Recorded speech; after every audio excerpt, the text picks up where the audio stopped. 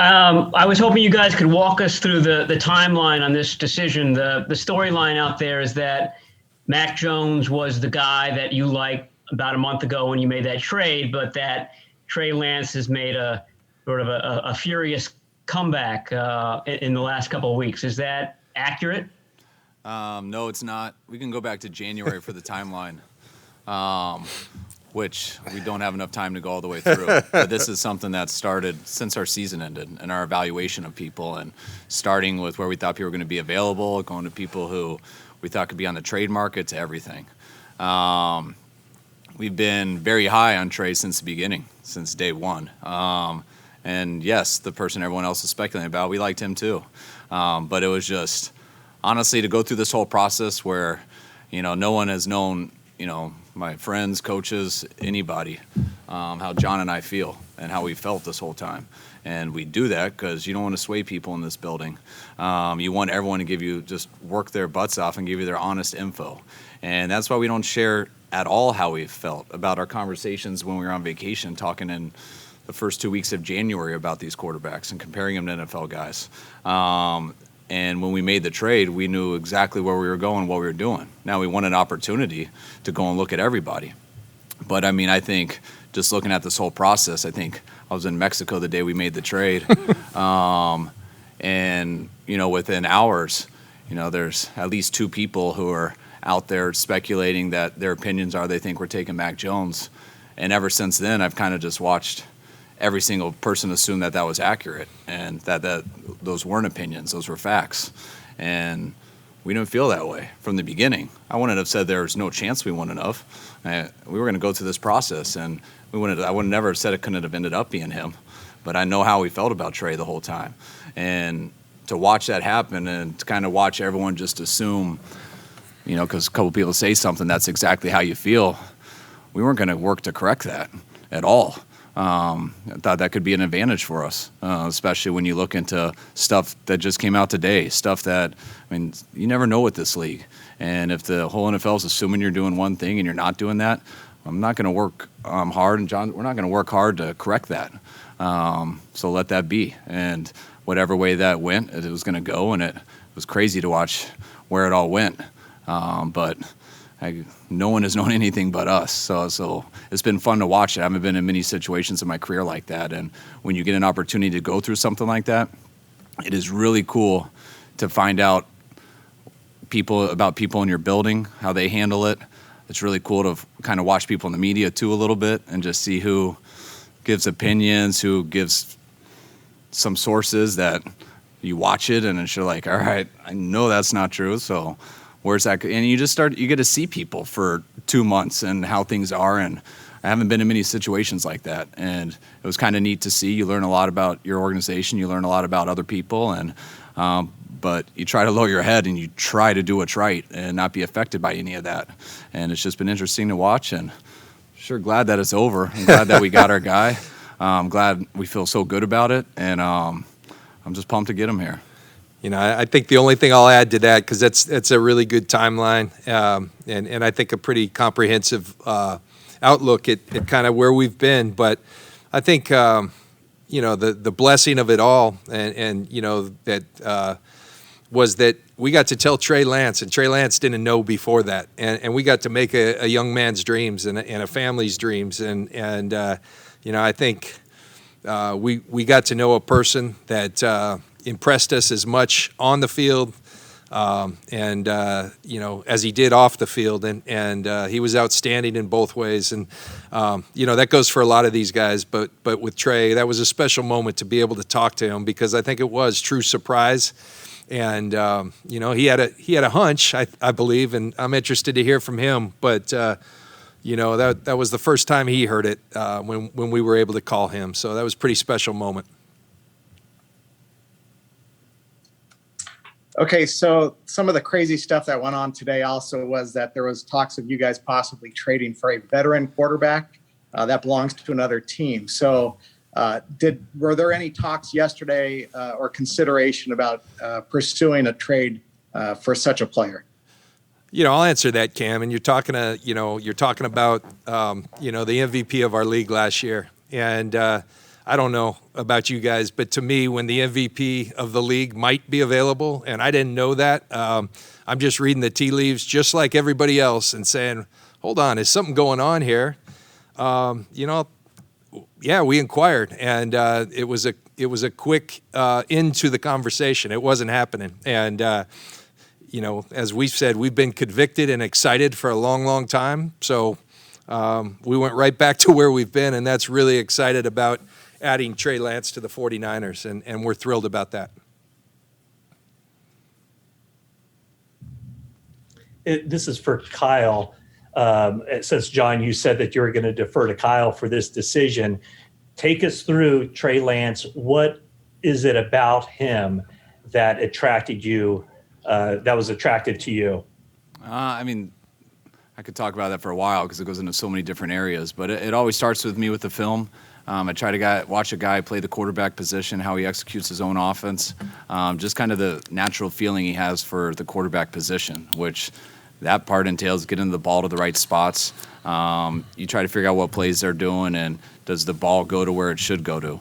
When nothing is there, how quick are they to recognize and make it off schedule or to get rid of it, just not take a sack and don't make it worse. And you start to watch some of that stuff with him, and I loved his natural ability to play the position, which was very impressive.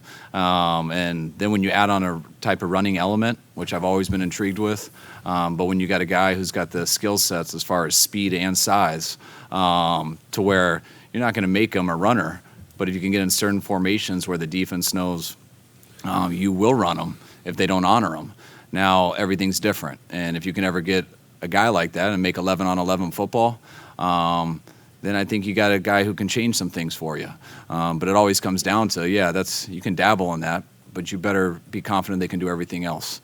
And he's played a year of football. It's at a smaller school, so that does take. It takes work. It's stuff. You're not going to see it all. So that's why it is a hard process, and that's why there is no guarantees for any of us. So it's about believing, and you see what they ask someone to do, and you see it very consistent and done at a high level. And then you look at the skill set, all the high weight and speed, and that stuff that to me comes last. And then you try to get to know the person, and that's what was really cool about where we got. That I didn't have to be sneaky with trying to know someone where. He could know I was trying to get to know him. I could say a lot of stuff to him. I could be very upfront with him. And I got to know him. And he's a guy that I think is a very good person, comes from a very good family. I think he's very impressive in terms of his intellect, how he deals with people, how he just handles a social situation. And I looked at him as a CEO of a company. If I ever knew anything about that stuff. But you put that to the side, and it's a hell of a quarterback, and this is someone that I believe in and I want to go to work with.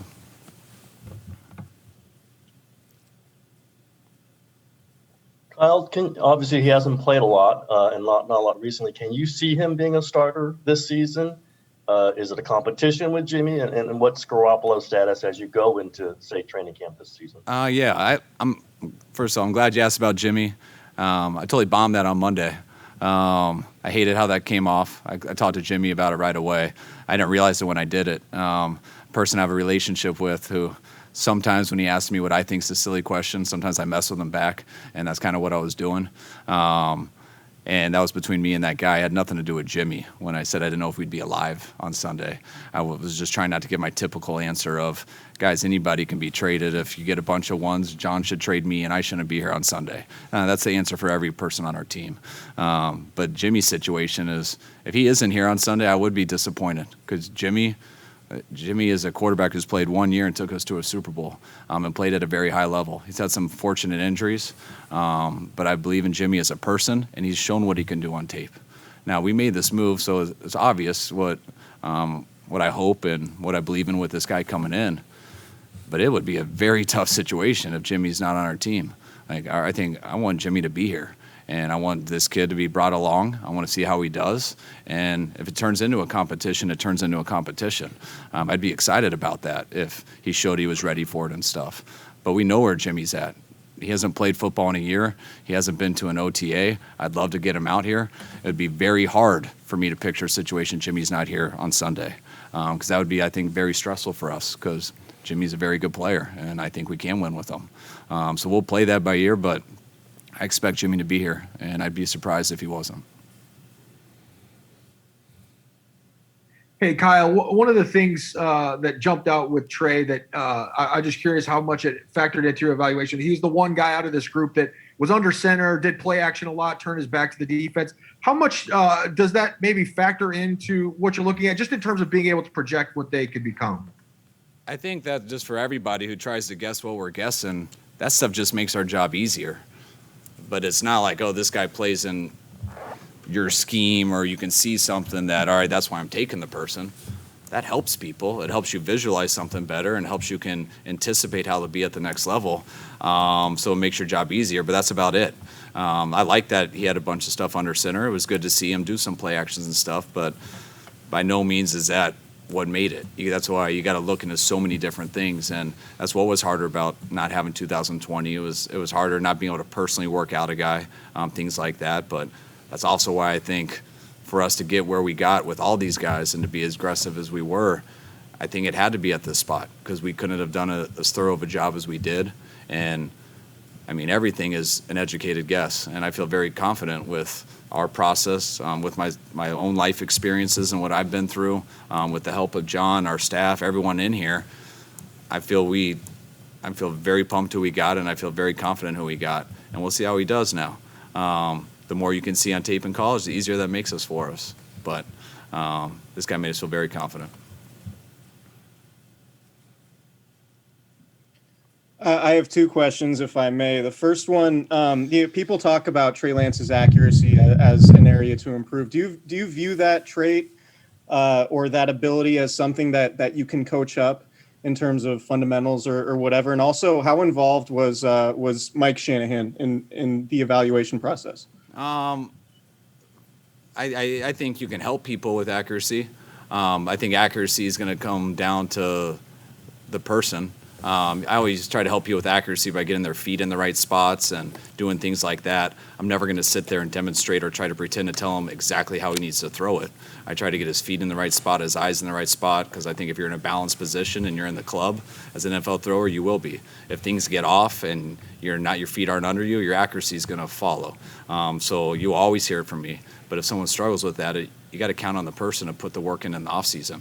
Where do they go to some of these guys? They work on it January to April, and then they get back with us, and it's about tying your arm into your feet and into a rhythm of an offense. The second question about my dad, it's hilarious. Not hilarious, but the speculation of my dad is crazy. I have a dad who I love more than anything, who is who loves football too. Every building I've been in, going back to Tampa Bay, Jim Gruden used to come in with us all the time. Dads love to be around football, and my dad does probably more than most, and he really enjoys watching it. So every year, going on the 5th year in a row, my dad's come out in April for 3 weeks, mainly to let my mom get a break from him, spend some time with the grandkids, and to come watch what we're all watching, because we just sit in a room, 30 of us, and watch college players all day. And it's something I feel very fortunate that I have with my dad. I think a lot of people want to have with their dad. Some people go golfing together. It's really cool that my dad can come and watch football with us. But to think that he's part of this evaluation and stuff is it's the same as I kind of feel about everything else. I'm not mad at anyone for it, but when people make speculations and we don't come out and say exactly whether it's right or wrong, then I get how it takes on legs and goes all these directions. But hopefully people believe what I'm saying now. Let me help Kyle out there, Chris, too, a little. Year one, in April, Mike started, being out here, and I think there was one day where I said, "Hey, Kyle, can I ask you something? Because I understand, we're new here." But your dad's resume speaks for itself. He was my coach as well for 4 years. I'd like to have him in the draft room, and Kyle wasn't too keen on that. But I said, believe me, man, this is a guy who's won 2 Super Bowls, He's learned more football than, I think most people that have ever been around. And so he's up there. He rarely says anything. Usually I have to ask the question, or now we're all comfortable to where, other people will ask of it. And I think it's invaluable. He doesn't speak much, but he's a very valuable resource. And I think, like Kyle said, it's a special deal that he gets to experience. He happens to be very knowledgeable, and we try to use that as an asset for our organization.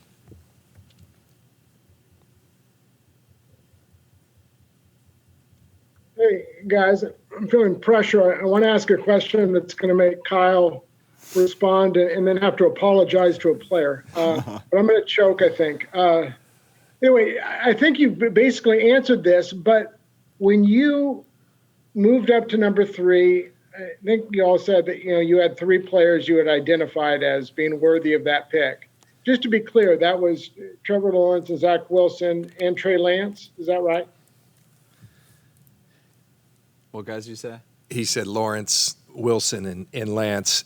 Eric, I think, everybody's been operating under the assumption too. I think for a while, the understanding in the league, it was probably going to be Lawrence to Jacksonville, Zach Wilson to the Jets. Now, obviously, we do our due diligence.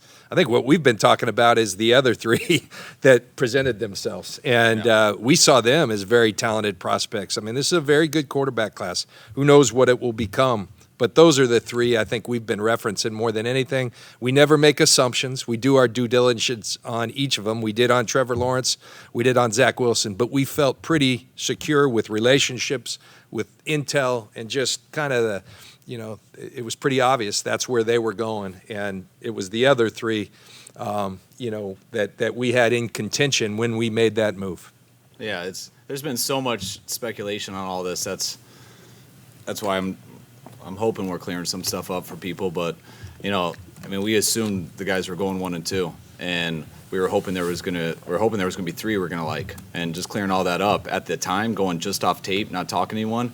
I personally, there was 2 that I thought, oh, for sure, like just off the tape, but we can go through a lot of this stuff and see more. It's not ending. This is conversations that we feel in January. I don't know exactly when the trade happened, but just off of the tape and not doing anything, there was 2 guys I thought we could get that weren't going on 1 and 2, that we would have taken anywhere from 3 all the way to 12. Then we moved up to 3, and going through the process, then I personally thought there was 3 guys that we would take. We definitely have it in order and which ones we'd want first and stuff like that, and that's what we spent our time doing. And that was pretty cool to get there and realize, man, all these guys we like. Doesn't mean anyone's a slam dunk. It doesn't guarantee anything. But we did know that we wanted to get a quarterback. And the only way we could guarantee it, we thought, back in January, trying to think of where these guys were going to go after 2, we could come up with a spot all the way from 3 all the way to 11. And we're like, man, we might not get anyone. And at the time, the thoughts that we had, we didn't think that was an option. And I like what we did. When you get there, and then you end up feeling stronger about the 2 guys that you already felt good about, and that 3rd guy ends up being a candidate too. I felt good through the whole process, and it got stronger as we looked more into it. Couple more, please. This is for both of you. It sounded like, or Jed was kind of tweeting things that he didn't know who the pick was. Is this, you said it was a unique situation. Did he really not know who the pick was? And is this the first time you've been on a team or around a team where the owner actually didn't know who the pick was going to be? We were in the bunker. Apparently, there's been some entertaining stuff going on, and I'm not. Hey, he writes the check, so I tweet away. Yes, Jed knew. We shared with him this. Like Kyle and I said, we've known for a couple weeks, and we've had a good feeling for a while, but we wanted to let the process, and we committed to each other to let the process run its course. And, so officially this Monday, Kyle and I, kind of tied it, put a bow on it, said this is where we're going. And, we did that, and I believe it was Wednesday when we told Jed. I think so. We need to get Jed. Yeah. Jed can answer these questions. He'll tweet it out here. But we let him know on Wednesday, and that was the extent of it. And Doc York came into town last night. We got to tell him today, and the rest, everybody else was kind of, they learned when you learned, when Trey learned, and that to us is pretty cool. Let me make no mistake, that is, some people equate that with a lack of confidence and ability. That had nothing to do with it. We felt like we were in a unique situation to, number one, look out for the best interest, because you never know what's going to happen. Who knows? The MVP of the league might become available, and, it's, we felt like that was our duty, and, we were able to keep it that way, and that's pretty cool, because, again, I told you about what a special deal that was for the player. And I think he'll forever remember that. And I like surprises, and so I thought it was great that we were able to keep it in-house. Hey guys, I know you like Trey Lance's film. There's not a lot of it. So how much did he grow on you the past few months as you got to know him and his makeup? Also the film not having a lot of it. He has the same amount of film as Mac. He had the same amount as Joe Burrow from the year before. It's still the same as a lot of guys. So, and the film was very good. Unfortunately, to get a 2020 year. So that's what was tough. At first you think that and you're like, man, this is tough. Why can't I see the second year? But we had a lot of time to watch 2019, and there are a lot of clips. And when you collect all the pluses and minuses, and that's usually how I watch film. And by the time you've gone through it for 4 months, and you have 400 clips of just pluses and minuses, and you do that for everyone. And I had a lot more pluses for Trey, like I just did. But I start to think too, because you hear that. He didn't play this year. There's not much film, and then when I go back to my notes and I just sort on our computer and I just watch all his good plays, there's 160 of them, and so that was a lot of good tape for me. And you always want more. You'd always rather have had a 2020 year, but like I said earlier, maybe that's a blessing. Maybe he got a 2020 year. He wouldn't have been available at 3.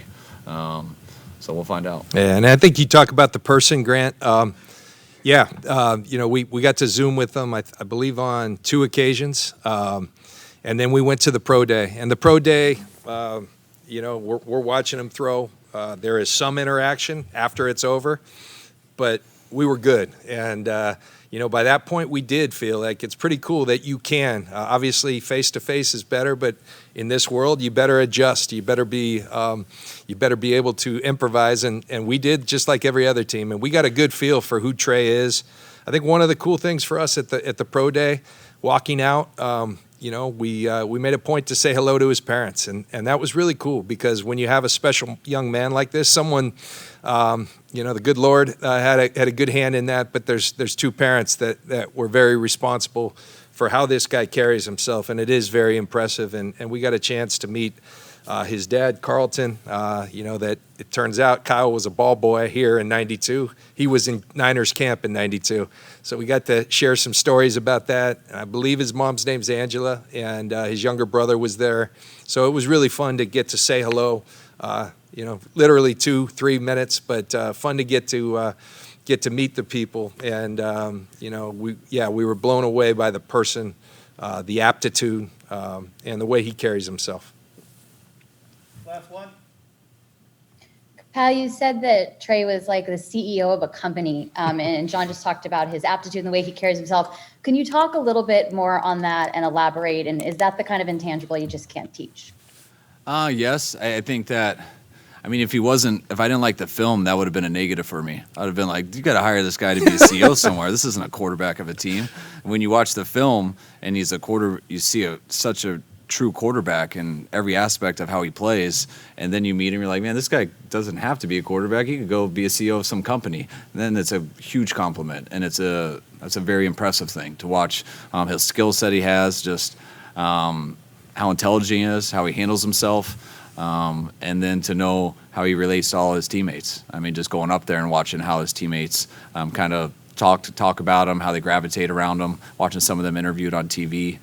You can tell he's going to impress a football team, and he'd also impress a company. He's going to be impressive in whatever he's in.